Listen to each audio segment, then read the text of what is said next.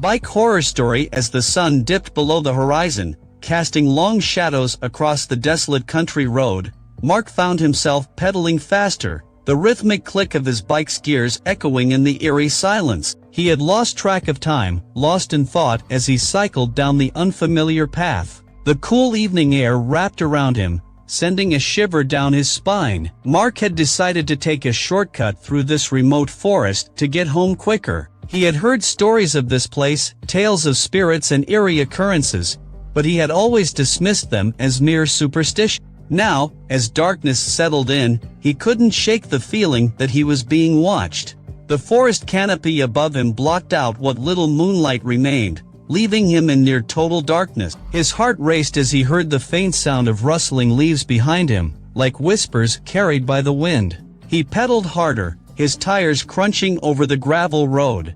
A sudden burst of adrenaline shot through him when he thought he saw a shadowy figure dart between the trees. His breath quickened, and he scolded himself for letting his imagination run wild. He needed to keep moving. He needed to get out of this forest. Mark's phone buzzed in his pocket, causing him to jump. Fumbled for it and saw a text from his friend Tom. "Hey man, be careful on that road. Heard some creepy stuff about it. Don't be a hero." His heart pounded in his chest, but he couldn't stop now. He had to get home. The path ahead seemed endless, the trees closing in on him like gnarled fingers trying to grasp him. He turned on his bike's headlight, casting a feeble beam into the darkness. As Mark rode deeper into the forest, the sound of his own breathing filled his ears, drowning out the mysterious noises that seemed to surround him.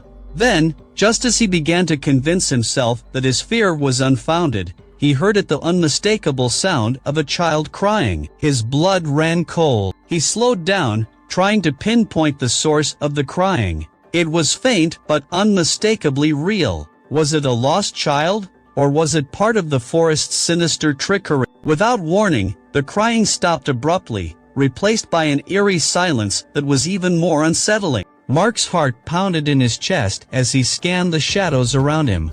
He couldn't see anything, but he felt a presence, an overwhelming sense of dread that settled over him like a heavy shroud. In a desperate bid to escape, Mark pedaled faster, his heart racing as he tried to put distance between himself and whatever lurked in the darkness. He couldn't shake the feeling that he was being pursued, that something malevolent was closing in.